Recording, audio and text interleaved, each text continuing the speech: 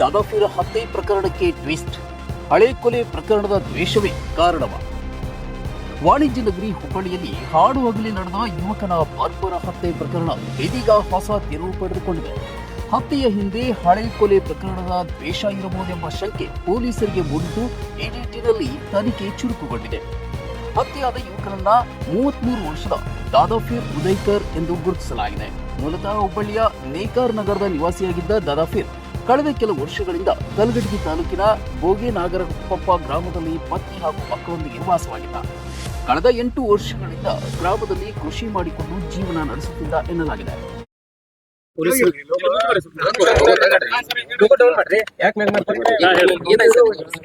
ವಿಷಯ ಏನು ನಂಗೇನು ಗೊತ್ತಿಲ್ಲ, ಬಟ್ ಫೋನ್ ಮಾಡಿದ್ರೆ ನಂಗೆ ಪೊಲೀಸರು ಮತ್ತೆ ನಿಂದ ನಂದ ಮಾಡ್ರಾಗಿತ್ತು ಅಂತಂದ್ರೆ ಅವ್ರ ನಂದಾಗ ಹಾಕಿದ್ರಿ ಅಂತ ಹೋಗಿ ನೋಡಿದ್ದೇನೆ ಸೌಗರದಾಗ ನಮ್ಮ ಅಣ್ಣ ಕಾಸು ದಾದಾಪೀರ್ ಅಂತ್ರಿ.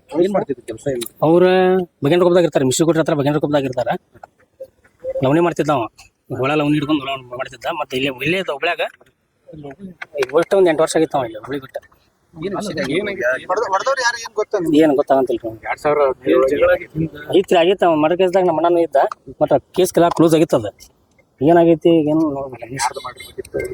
ಮಾರುತಿ ತಳ್ಕಳೇನ ಇದ್ದ ಅವ್ನು ಮಾಡ್ರಾಗಿತ್ತು. ಅದು ವೈರಿತ್ರಿ ಅವ್ರದ್ದು. ದಾದಾಪೀರ್ದ ದಾದಾಪೀರ್ದ ಒಂದು ವೈರಿ ಇತ್ತು. ಅವಾಗ ಮಾಡ್ರಾಗಿತ್ತು. ಇಲ್ಲ, ಕ್ಲೋಸ್ ಆಗಿತ್ರಿ. 4 ವರ್ಷ ಆಗಿ ಅವನ್ನೆಲ್ಲ ಬಿಟ್ಟ ಹೆಂಡ್ರ ಮಕ್ಳು ತಗೊಂಡು ಊರು ಬಿಟ್ಟಿದ್ದಾವ. ಯಾರಪ್ಪ ನಮಗೆ ಅಂತೇಳಿ ಕೆಲಸ.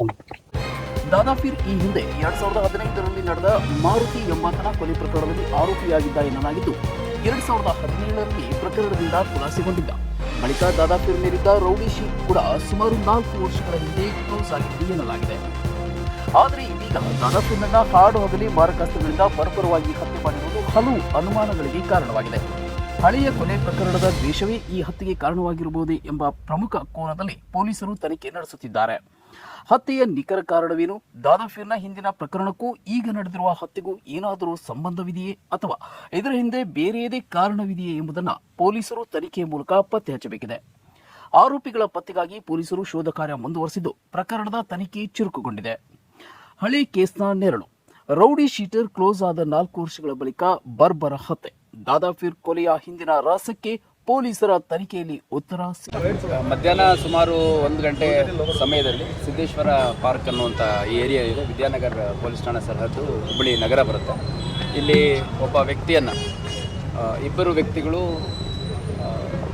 ಮಾರಕಾಸ್ತ್ರಗಳಿಂದ ಹಲ್ಲೆ ಮಾಡಿ ಕೊಲೆ ಮಾಡಿರುವಂಥದ್ದು ನಮಗೆ ವಿಡಿಯೋ ಕೂಡ ಸಿಕ್ಕಿದೆ. ಸೊ ಇದರಲ್ಲಿ ಇರುವಂಥ ಆರೋಪಿಗಳು ಯಾರು ಅನ್ನುವಂಥದ್ದನ್ನು ಈಗಾಗಲೇ ಪತ್ತೆ ಮಾಡೋಂಥ ಕೆಲಸ ಮಾಡ್ತಿದ್ವಿ. ಮತ್ತು ವಿಕ್ಟಿಮು ಪ್ರಾಥಮಿಕವಾಗಿ ಯಾವುದೋ ಒಂದು ಹೆಸರು ಬಂತು ತೇಲಿ, ಆದರೆ ಆ ವ್ಯಕ್ತಿ ಅಲ್ಲ ಅನ್ನೋಂಥದ್ದು ಕೂಡ ತಿಳಿದು ಬಂದಿದೆ. ವಿಕ್ಟಿಮ್ ಯಾರು ಅನ್ನೋಂಥದ್ದು ಇನ್ನೂ ಐಡೆಂಟಿಫೈ ಆಗಿಲ್ಲ. ಸೊ ನಮ್ಮಲ್ಲಿ ಇರುವಂಥ ಮಾಹಿತಿಯನ್ನು ಈಗಾಗಲೇ ಶೇರ್ ಮಾಡಿದ್ದೀವಿ. ಆದಷ್ಟು ಬೇಗ ವಿಕ್ಟಿಮ್ ಯಾರು ಅಂತ ಪತ್ತೆ ಮಾಡ್ತೀವಿ. ವಿಕ್ಟಿಮ್ ಕಡೆಯವರು ಒಂದು ಕಂಪ್ಲೇಂಟ್ ಕೊಟ್ಟರೆ ಸರಿ, ಇಲ್ಲಾಂದರೆ ನಾವೇ ಯಾರು ಕಂಪ್ಲೇಂಟ್ ಕೊಡಲಿಲ್ಲ ಪ್ರತ್ಯೇಕವಾಗಿ ಅಂತಂದರೆ ಸೋಮೋಟೋ ಕೇಸ್ ತೊಗೊಂಡು ನಾವು ಇನ್ವೆಸ್ಟಿಗೇಟ್ ಮಾಡ್ತೀವಿ. ಆದಷ್ಟು ಬೇಗ ಆರೋಪಿಗಳು ಯಾರಿದ್ದಾರೆ ಅವ್ರನ್ನ ಅರೆಸ್ಟ್ ಮಾಡೋಂಥ ಕೆಲಸ ಮಾಡಲಾಗುತ್ತೆ. ಮತ್ತು ಯಾವ ಕಾರಣಕ್ಕಾಗಿ ಆಗಿದೆ ಅನ್ನುವಂಥದ್ದು ಈ ಆರೋಪಿಗಳು ಸಿಕ್ಕ ವಿಕ್ಟಿಮ್ ಯಾರು ಅಂತ ಗೊತ್ತಾದರೆ ನಮಗೆ ಮಾಹಿತಿ ತಿಳಿಯಲಿಕ್ಕೆ ಸಾಧ್ಯ ಆಗುತ್ತೆ. ಇಲ್ಲ, ಈಗ ನೋಡಿ ಸುಮಾರು 1 ಗಂಟೆ ಸಮಯದಲ್ಲಿ ಆಗಿದೆ. ಇದು ಒಂದು ಬ್ಯುಸಿ ಏರಿಯಾ. ಸೊ ಇದು ಟೋಟಲಿ ಅನ್ಎಕ್ಸೆಪ್ಟಬಲ್. ಯಾಕೆ ಈ ಒಂದು ಕೃತ್ಯ ನಡೆದಿದೆ ಅನ್ನುವಂಥದ್ದನ್ನು ನಾವು ತನಿಖೆಯಲ್ಲಿ ಅಷ್ಟೇ ಹೇಳಲಿಕ್ಕೆ ಸಾಧ್ಯ ಆಗುತ್ತೆ. ಕೆಲವು ದಿನಗಳ ಕಾಲ ಸೈಲೆಂಟ್ ಇತ್ತು, ಯಾವುದೇ ರೀತಿ ಅಪರಾಧ ಕೃತ್ಯ ಈಗ ಏಕಾಏಕಿ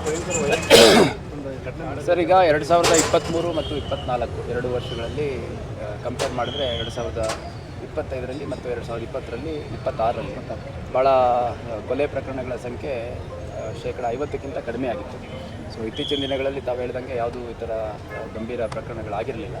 ಸೊ ಇದಾಗಿದೆ. ಯಾವ ಕಾರಣಕ್ಕಾಗಿದೆ ಅನ್ನೋದನ್ನು ಅಸರ್ಟೈನ್ ಮಾಡ್ತಾರೆ. ಮತ್ತು ಈ ರೀತಿ ಘಟನೆ ಮರುಕಳಿಸಿದ ರೀತಿಯಲ್ಲಿ ಈ ಥರ ಯಾರು ಆ್ಯಂಟಿ ಸೋಷಿಯಲ್ ಎಲಿಮೆಂಟ್ಸ್ ಇದ್ದಾರೆ ಅವರೆಲ್ಲರ ಮೇಲೆ ಅಗತ್ಯ ಕಾನೂನು ಕ್ರಮವನ್ನು ಕೈಗೊಳ್ಳುವಂಥ ಕೆಲಸ ಮಾಡಲಾಗುತ್ತೆ. Thank you.